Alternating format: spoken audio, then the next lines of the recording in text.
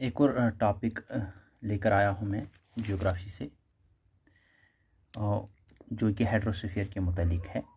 पहले जो अब हम पढ़ते हैं तो 4 स्फीयर्स ऑफ अर्थ में से एक स्फीयर आता है hydrosphere.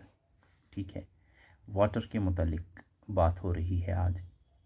World can not survive without water and morality can not exist without rain.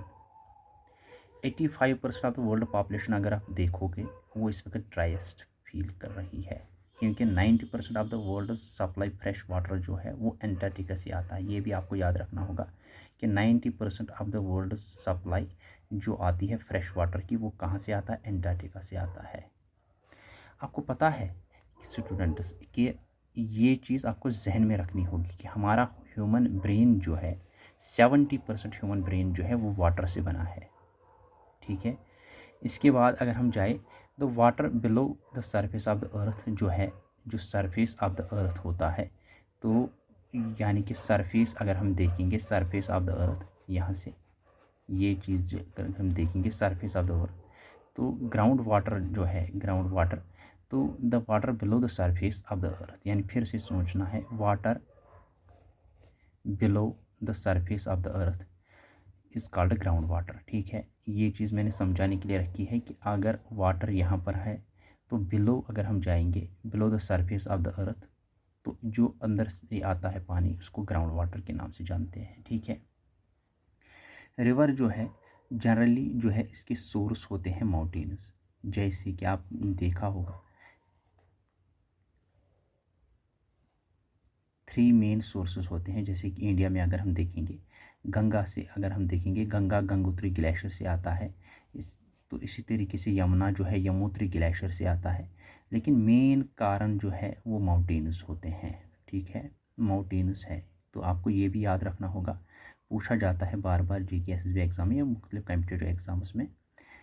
तो 3 लेयर्स की आपको जो माउंटेन लेयर्स है इनके भी नाम पूछे जाते हैं, आउटर हिमालयाज़। ठीक है, इसी तरीके से जो है हिमालयाज़ जो है शिवालिक्स के मुतालिक आपसे क्वेश्चंस पूछे जाते हैं। फिर से मैं अपने टॉपिक पे आता हूँ, या तो ये ग्लेशियर से आते हैं, या तो स्प्रिंग, या तो लेक, इनके जो है सोर्सेज होते हैं। लेक जो है, जैसे लेक है तो ये सोर्सेज होते हैं या स्प्रिंग या ग्लेशियर, या इनकी generally heavy source on mountains either from glacier, spring और ए लेक। ठीक है, रिवर गंगा पहले से मैंने कहा था, रिवर गंगा जो है गंगोत्री ग्लेशियर, और इसका मेन ऑरिजिन जो है हिमालय से ही आता है। ठीक है, अगर हम देखेंगे रिवर कावरी जो है इसका सोर्स जो है वो स्प्रिंग है। समझाने के लिए मैंने आपको थोड़ा सा ये बताया है।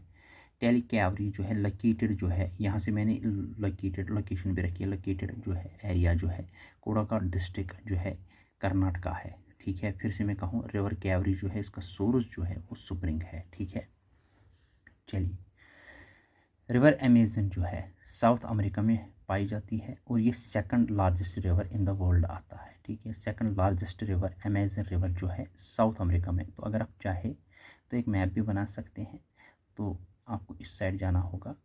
ठीक है, यहाँ से आप देखोगे नॉर्थ अमेरिका, साउथ अमेरिका, तो वहाँ से अमेजन रिवर आप इजीली लोकेट कर सकते हो। Second largest river in the world है। Largest river in the world जो है वो रिवर नाइल है और ये अफ्रीका में आती है। ठीक है, इसका सोर्स जो है वो नियर लेक विक्टोरिया उगंडा जो है, आप याद भी रख सकते हैं, नियर लेक विक्टोरिया उगंडा जो है। फिर से मैं कहूँ largest river in the world जो है रिवर नाइल, सोर्स इसका नियर लेक विक्टोरिया उगंडा है, तो अफ्रीका है। ठीक है, अफ्रीका में ये पाई जाती है। आपको ये चीज़ भी शायद मालूम होगी क्योंकि मुझसे ज़्यादा ज़हीन है, लेकिन मैंने सोचा आप तक ये बात पहुंचाऊं, नोट करते जाना मैं क्या कह रहा हूँ। 263 रिवर्स जो है आइदर वो क्रॉस होती है, ठीक है, या ये इंटरनेशनल पॉलिटिकल बाउंड्रीज़ को क्रॉस करके यहाँ पर 263 रिवर्स जो है, यहाँ पर 263 रिवर्स आपको याद रखना है, रिवर्स आइदर क्रॉस और डेमार्केटिव इंटरनेशनल पॉलिटिकल बाउंड्रीज़। ठीक है, अब यहाँ पर अगर हम देखेंगे लेक्स जो है वो लार्जर बॉडीज़ ऑफ वाटर है, और इसकी जो है अगर हम देखेंगे या तो इसकी जो आउटलेट्स होते हैं through with outlet through a river or a stream, ठीक है।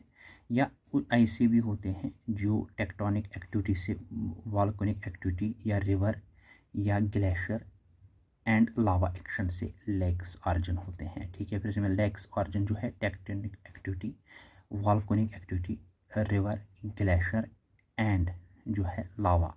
तो कुछ ऐसा भी होता है समटाइम्स आपको देखने को मिलता है मेट्रोटिक ऑरिजिन की वजह से भी लेक्स जो है वो बन जाते हैं।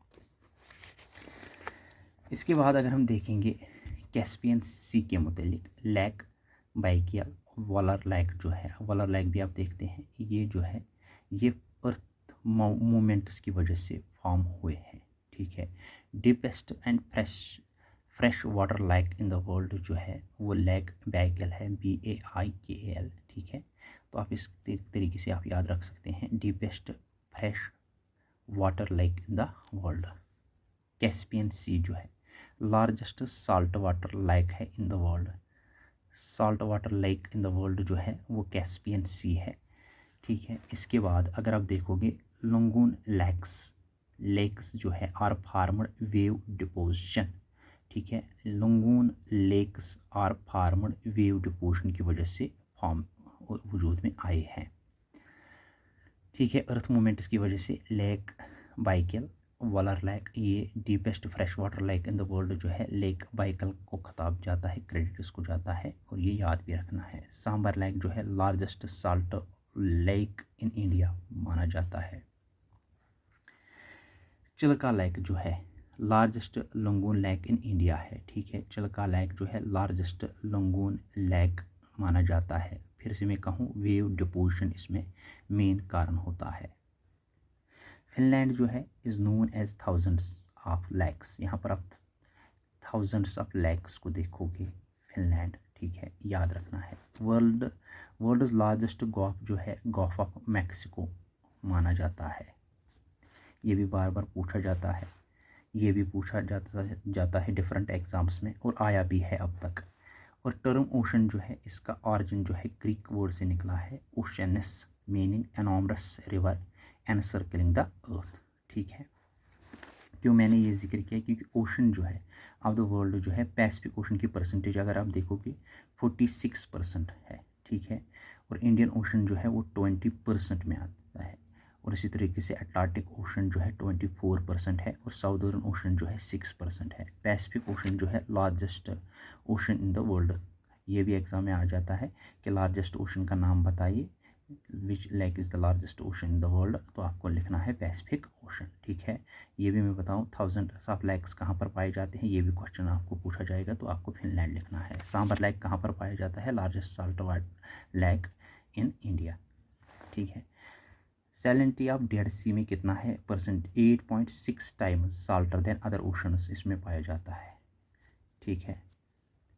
इसाक न्यूटन जो थे 60-42 70-27, वो आपको पता ही है इसके मुतालिक, was the first person to explain tides scientifically, first person जो था इसने एक्सप्लेन किया टाइड्स साइंटिफिकली, तो ये क्रेडिट और ये सारा कुछ जाता है इसाक न्यूटन के नाम पे। अब इंडियन ओशन जो है एवरेज डेप्थ अगर हम देखेंगे 3890 मीटर्स, डेप्थ ऑफ वाटर जो है इसकी यूनिट जो है अगर हम देखेंगे 1 फैथॉम जो है इक्वल टू 1.8 मीटर है, यानी कि 6 फीट के करीब करीब ये माना जाता है। मैंने सोचा थोड़ा सा आपको और मज़ीद लेक्चर्स आने वाले हैं, तो आज मैंने दूसरा लेक्चर ये डाला है, इस पर आप देख सकते हैं।